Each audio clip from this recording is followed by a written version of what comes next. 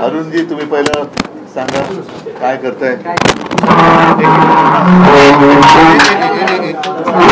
थांब थांब सर, अरे पडेल थांब सरळ ठेव. हा, आज शिवसेना पक्षप्रमुख सन्माननीय उद्धव बाळासाहेब ठाकरे यांच्या शुभ हस्ते आपण आमदार चषक 2025 याच्या लोगोचा अनावरण केलेला आहे. आणि या क्रिकेट टुर्नामेंटसाठी, या स्पर्धेसाठी आपल्या पूर्ण भारतातून 8 जे संघ आहेत ते भाग घेणार आहेत. त्याचबरोबर वर्सोवा विधानसभेमधून 16 संघ जे आहेत ते या स्पर्धेमध्ये भाग घेणार आहेत.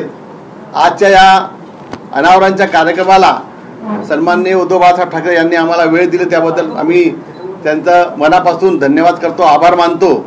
तसेच जे इथे ओनर्स आहेत, हे ओनर्स पण इथे आलेले आहेत, 16 ओनर्स आलेले आहेत. त्यांच्याबरोबर त्यांचे जे खेळणारे कॅप्टन आहेत तेही इथे आलेले आहेत, कर्णधार इथे आलेले आहेत. त्यांच्या सगळ्यांचं मी हार्दिक हार्दिक स्वागत करतो उद्धव बाळासाहेब ठाकरे साहेबांच्या पासून आणि माझ्याकडून. ही जी टुर्नामेंट आहे, ही जी स्पर्धा आहे, ही छत्रपती शिवाजी महाराज क्रीडा संकुल विरा देसाई इथे होणार आहे. आणि दिवस रात्र ही स्पर्धा होणार आहे. दुपारी 2 वाजल्यापासून रात्री 10 वाजेपर्यंत ही स्पर्धा आपण आयोजित करणार आहोत. आणि या स्पर्धेमध्ये आज खास करून मी उद्धव बाळासाहेब ठाकरे यांना विनंती केली होती की आपण हे अनावरण करावा. आणि साहेब ते आता उपस्थित आहेत. तारीख सांगा. ते 23 तारखेपासून, ही 23 नोव्हेंबर पासून 28 नोव्हेंबर पर्यंत या क्रीडा स्पर्धेचा जो आपण आयोजन केलेलं आहे ते होणार आहेत.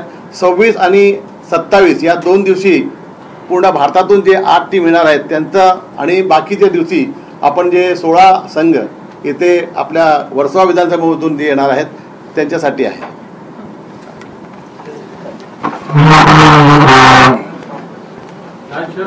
झालं ना एवढं. नाही, मी शिवसेनेचे आमदार आणि शिवसेना प्रमुखांचे कट्टर जुने शिवसैनिक हारून खान यांचं खरंच कौतुक करतो. कारण कट्टर शिवसैनिक म्हणून त्यांची ओळख तर आहेच, पण एक नवोदित आमदार म्हणून त्यांनी जी कारकीर्द सुरू केली. आमदार म्हटल्यानंतर साहजिकच आहे तिथल्या नागरिकांच्या काही व्यथा वेदना असतील, त्यांचे प्रश्न असतील, त्याची सोडवणूक, आणि त्याचबरोबरीने इतर काही सामाजिक कामं. याचं कारण असं की शिवसेना प्रमुखांनी शिवसेनेची स्थापना करताना 80% समाजसेवा आणि 20% राजकारण हे एक आम्हाला बंधन घातलं होतं. आज हारूनजी तुम्हाला खरंच मला धन्यवाद द्यायचे, कारण तुम्ही ही क्रीडा स्पर्धा नव्याने सुरू करत आहात. आणि केवळ ती विभागापुरती न ठेवता आता तुम्ही जे सांगितलं की आपल्या देशातनं इतर राज्यातनं सुद्धा संघ येणार आहेत. खूप खूप शुभेच्छा तुम्हाला देतो. आणि मला खात्री आहे की या स्पर्धांमधून जे क्रीडापटू त्याच्यात सहभागी होतील त्यातून आपल्या देशाचं जागतिक पातळीवरती प्रतिनिधित्व करणारे क्रिकेटपटू तयार होतील आणि तसे व्हावेत अशी मी तुम्हाला शुभेच्छा देतो. बिहारचा पण संघ त्याच्यात येणार आहे खेळायला. आता त्याच्याबद्दल म्हटलं तर तुम्ही ही प्रतिक्रिया दाखवणार नाही.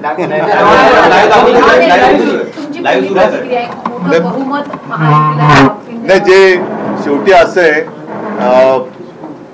आपले कोण मुख्यमंत्री म्हणालेत ना, जो जीता वो सिकंदर, लेकिन वो सिकंदर बनने का राज वो कोई समझ नहीं सका आज तक. जे जिंकले त्यांचं अभिनंदन आहे.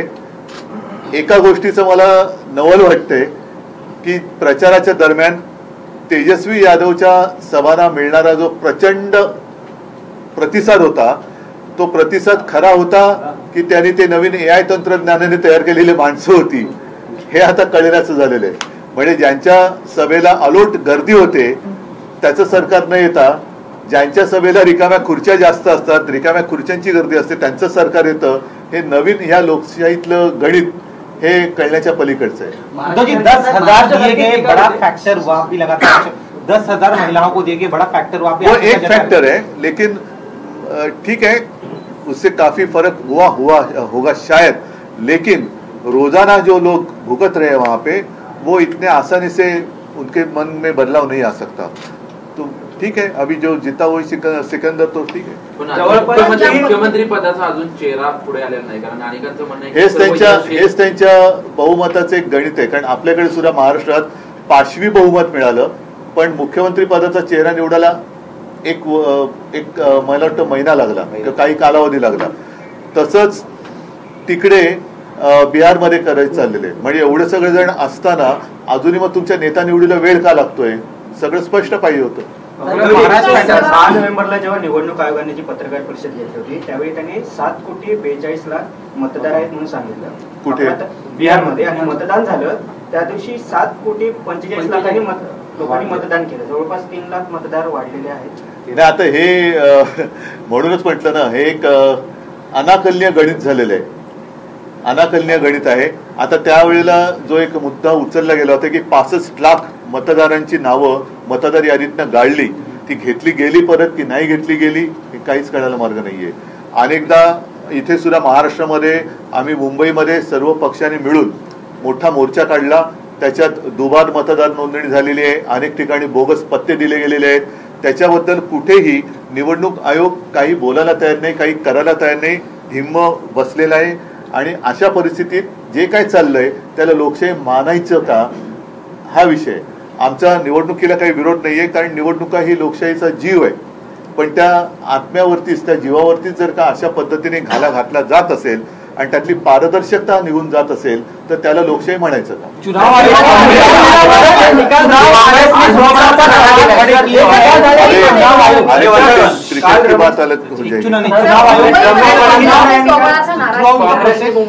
मुंबईमध्ये काँग्रेसने स्वबळाचा नारा दिलेला आहे, मी माझं काय समज, त्याने त्यांचा पक्ष स्वतंत्र आहे, माझा पक्ष स्वतंत्र आहे। फुटीच्या उंबरठ्यावर आहे असं पण बोललं जातं। फुटीच्या उंबरठा, आणि आता शेवटी उंबरठा हा शब्द जो आहे ना तो विचित्र आहे। त्यांचा पक्ष त्यांचा निर्णय घ्यायला स्वतंत्र आहे, माझा पक्ष माझा निर्णय घ्यायला स्वतंत्र है। चुनाव के दौरान काफी सवालों के घेरे में रही है। सिर्फ बिहार ही क्यों, पूरे देश में भी जो कुछ हुआ, लगातार हम सवाल के ऊपर सवाल पूछते जा रहे हैं, लेकिन चुनाव आयोग कुछ उत्तर नहीं दे रहा, ना दे सकता है। जो मैंने बात कही दोहराता हूं मैं उस बात को। हमने पिछले कुछ दिनों में एक भव्य मोर्चा का आयोजन किया था, यही सवाल हमने उठाए थे, लेकिन उत्तर चुनाव आयोग नहीं दे सकता।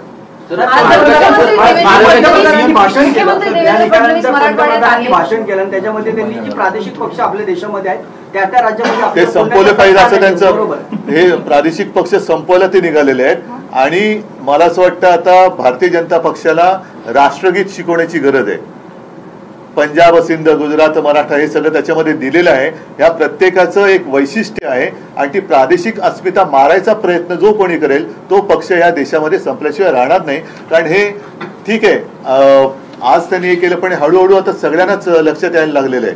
त्याच्यामुळे प्रादेशिक अस्मिता आपल्या देशात आपण म्हणतो अनेकता में एकता, ती एकता जी आहे ती अनेकतामध्ये आहे। म्हणून ती अनेकता जर का मारायला त्यांनी प्रयत्न केला तर तो मारण्याचा प्रयत्न करणाऱ्याला सगळेजण अनेकता जी आहे ती एकता होऊन त्याला राजकारणात संपल्याशिवाय राहणार नाही।